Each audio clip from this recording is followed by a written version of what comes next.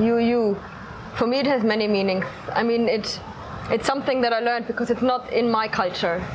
But like, I like the ambiguity of you. It is used for celebration, it is used for mourning, it's used for grieving, to mark, but it's like a marking of a moment. Actually, it means my cousins.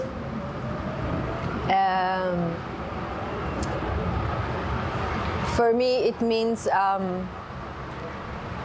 secret group in some sort of solidarity, with care and joy. It means my grandmother. C'est pour montrer qu'on est là et qu'on donne l'espoir aux femmes de faire aussi, s'ils ont quelque chose, ils le montrent, ils découvrent leur voix. As a listener, there's a lot of space for interpretation. It's not just one clear thing. So that's what the you for me is. Something that you can never 100% grab. It's in between the doer and the listener. It's a relational thing.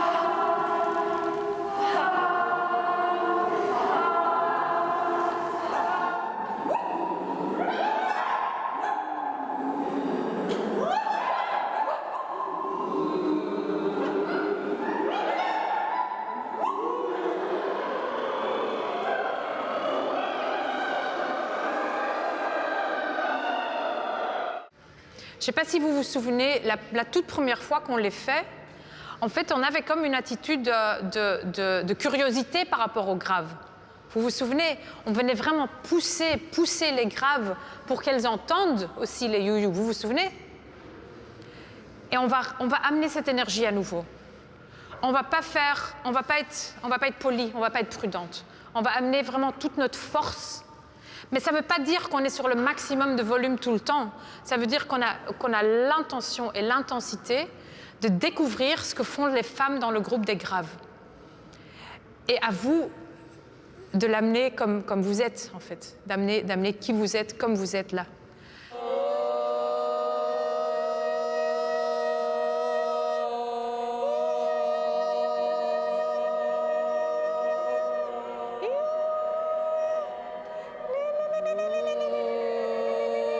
De you is een kreet.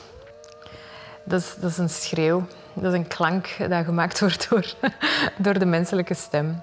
Die komt voort in superveel verschillende culturen. Noord-Afrika, Sub-Sahara-Afrika, Midden-Oosten, Balkan, Noord-Amerika, Ierland. Er zijn echt Baskische versies, ook Argentinië. Hoe dat wij die voornamelijk ontdekken, die kreet, is het een uiting van vreugde. Alleen is het heel vaak duidelijk dat die vreugde heel dicht bij een soort pijn ligt ook of zo. Dat het daar ook heel dichtbij kan liggen.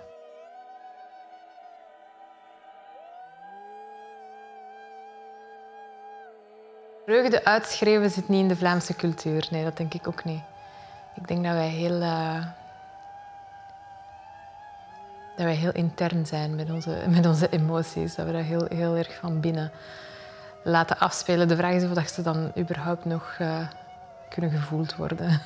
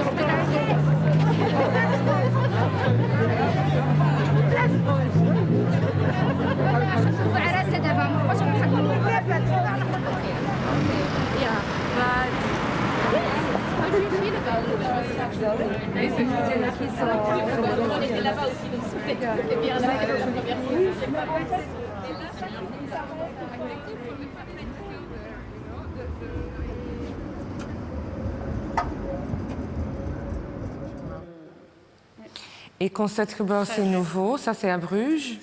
Eux aussi ont toute une année sur les mères et la naissance thématique et ils demandent si, par exemple, une création peut faire partie de leur programme pour cette année avec ces thématiques. Ça inverse Bruges, Bruxelles et avec Gand, on commence un peu à voir si jamais on ne peut pas avoir, disons, les grandes villes. Tout ça, c'est un peu aussi la dramaturgie et la laboratoire, ça nourrit. Parce que ça sont des institutions très prestigieuses, très blancs. Je crois leurs intentions. Oui, tu n'as pas l'impression qu'il utilise ça pour sa propre vitrine, quoi. Il y a une part de probablement, mais tu ne te sens pas utilisé, quoi. Oui. Mais donc, pour moi, comme ces institutions, on ne va que travailler avec eux si ils sont d'accord de collaborer avec d'autres organisations, donc faire un tandem avec une organisation plus petite, plus auprès des gens ou des associations qui ont plus d'expertise sur le terrain. Tu peux écrire tandem comme ça entre les deux. In onze groep zijn wij ons van bewust dat wij leunen op een erfgoed, op een immaterieel gebruik, dat wij ook naar een parallele ruimte loodsen. Wij zijn niet een simulatie van een trouwfeest en we zijn ook niet een replica van een Marokkaanse gemeenschap. Onze groep bestaat uit zoveel verschillende nationaliteiten en herkomsten dat we feitelijk een parallele ruimte creëren waardoor we daar naar het gebruik tegelijkertijd heel puur en dankbaar en respectvol kunnen kijken en daarmee omgaan en tegelijkertijd daar ook nieuwe invullingen aan kunnen geven. En het is dus die écart en die spreidstand van erfgoed en nieuwe invulling in een parallele ruimte van de kunst, dat wij voelen dat we veel meer permissies en mogelijkheden en vrijheden kunnen ervaren. En dat geldt echt niet alleen voor mezelf, maar dat geldt ook voor de vrouwen die uit de cultuur komen waarin de joujou zeer courant is. Quand je sors un you-you, mais vraiment un bon you-you, c'est une libération en fait, toutes les frustrations, des fois c'est une explosion de ce qu'on a à l'intérieur qui ressort et qu'après tu ressens une liberté comme ça, tu as sorti ça. C'est comme une thérapie. Quand tu as beaucoup rigolé comme ça, une soirée où tu as beaucoup ri, tu te sens toute légère, et ben c'est la même émotion que je ressens quand je fais un you-you. Je suis arrivée via le projet grâce à Leïla Mézian, qui m'a dit qu'il y avait Myriam qui cherchait des femmes qui voulaient travailler qui voulaient avoir une réflexion, une pratique dans le you-you pour commencer. Et donc j'ai été à cette réunion. Tout le monde a raconté son histoire liée au you-you et c'était vraiment très très riche. In de culturen waar die you-you nog actief is, die wordt niet aangeleerd. Dat is echt door imitatie en ja, mimetisme echt dat die wordt doorgegeven. Wordt echt doorgegeven. En dus er zijn vrouwen in de you-you-groep die de you-you misschien wel kenden vanuit hun cultuur, maar ze nog nooit hadden beoefend. Of die het wel beoefenden. Of mensen die helemaal niet komen uit een cultuur waarin dat actief is, bijvoorbeeld. Je suis née en Algérie. J'ai grandi là-bas. Donc le you-you, c'est très familier. pendant le confinement, j'ai découvert que j'avais une voix plus grande, plus que je croyais, plus profonde que je ne le pensais. Et j'ai commencé à chanter. Cette sensation d'être écoutée, je me suis dit, ah ouais, je peux atteindre autant.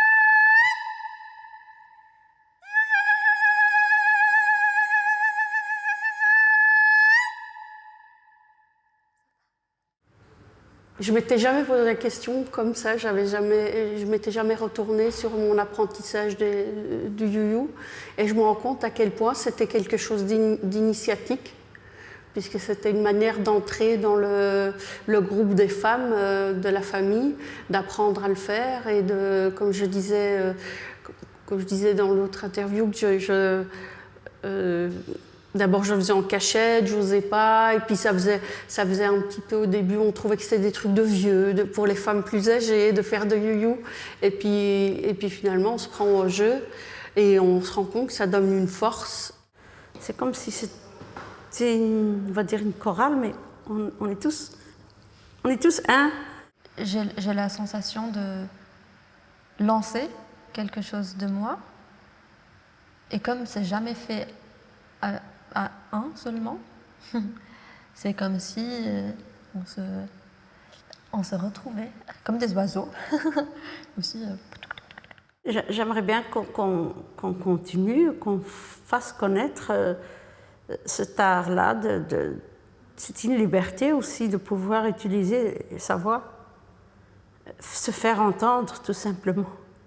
Even in that small group of women, there was like, oh, you do it this way. I do my tongue this way. I do it this way. Or I always listen to my grandmother do it, but I don't know how to do it. And so then over the years of doing this, and another sound came out.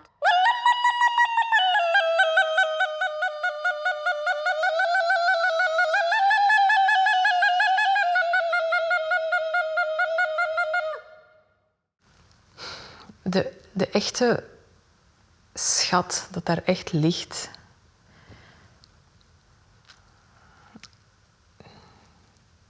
is echte relaties met de vrouwen. Dat zijn echt, ik moet er bijna van winnen. Dat zijn echt de banden dat je daar maakt. Ja. En de totale eerlijkheid waarin dat alles zich afspeelt. Je kunt je niet verbergen. Je wilt dat ook niet.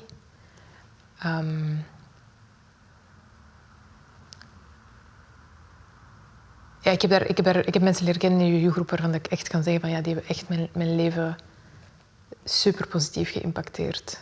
Want je voelt je ja, gewoon echt gewaardeerd.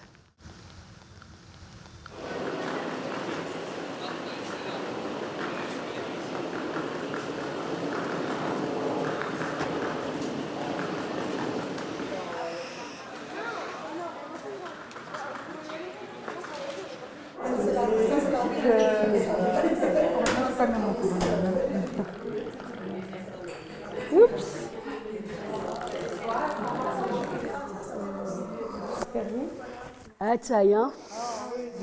L'accessibilité, c'est vraiment une de nos grosses valeurs, que les choses soient le plus accessibles possible. Donc même au niveau de la langue, même au niveau mixité. Moi, je m'appelle Myriam et je fais aussi partie de ce groupe comme Fatiha, Anissa et Louisa. Mais on appelle notre workshop Club Zaharit. Voilà. Parce qu'un workshop, c'est un peu l'idée que nous connaissons quelque chose et on va vous transmettre. Et ben non. C'est un club Zaharit ouvert parce qu'on facilite un échange entre les gens. Et ça va vous amener vers pratiquer you-you, échanger autour le coutume qu'on aime tant. On a quand même travaillé depuis 7 ans sur le you-you. Chacune va amener son you-you. On ne va pas essayer de copier le you-you de quelqu'un parce qu'on a déjà nous-mêmes chacune on a notre you-you. Il y a autant de you-you qu'il y a d'individus. Femme ou homme, on a notre voix. Rien que le fait de parler, la voix, elle fait forte ou basse, c'est déjà un début d'expression. Ça me fascine aussi. Je ne sais même pas si je veux l'apprendre parce que c'est peut-être pas mon caractère, mais je trouve ça beau de le voir. Il y a des gens qui ont des vrais liens culturels avec le you-you. Là, vous probablement vont refaire ce que vous avez, qui était imprégné dans tout ce que vous avez vécu. Et très souvent, c'est ça qui va sortir. Pour les autres qui n'ont pas vraiment ce lien, je crois que ce n'est pas moi qui choisis, mais c'est mes oreilles.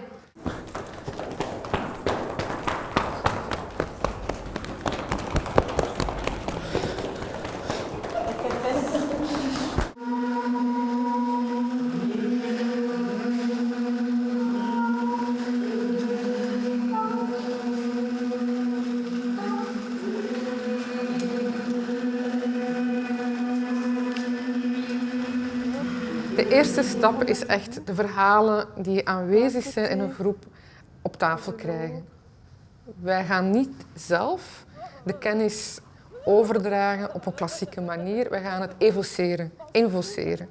Allemaal hebben we eigenlijk een deeltje van de puzzel. En als we samen die puzzeltjes op tafel leggen, dan kom je tot een heel interessant beeld van de you in een samenleving, getekend door globalisering, diaspora en migratie. Zoef, zoef, zoef, zoef, zoef, zoef, zoef, zoef, zoef, zoef.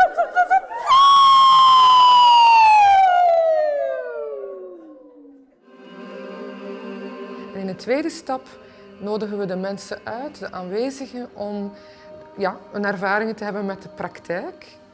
Die praktijk van de stem opwarmen, van de remmingen losschudden en van geleidelijk aan toe te werken naar het moment dat iedereen zijn kreet ofwel reeds kent en doet, of sommigen die het nog nooit gedaan hebben, voelen van oké, maar nu probeer ik dit.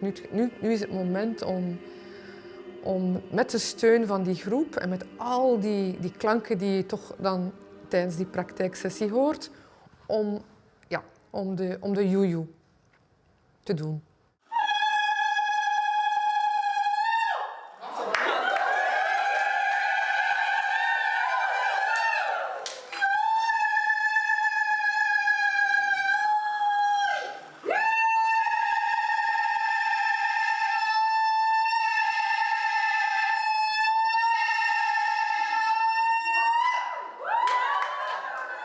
En dan de derde stap is samen eten. En dat is een heel belangrijke stap. Want we hebben dan eigenlijk voordien al verhalen verteld. We hebben een soort reis gemaakt doorheen opwarmingen en stemimprovisaties.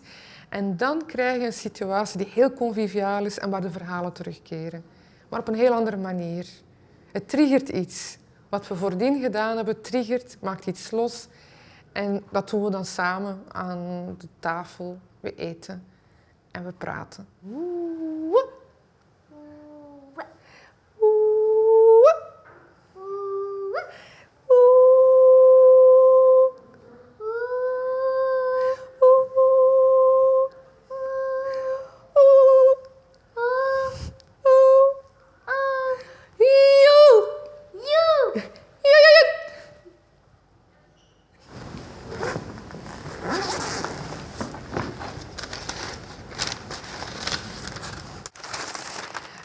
En degene die ik het mooist vind, is c'est une communauté, plus d'un groupe.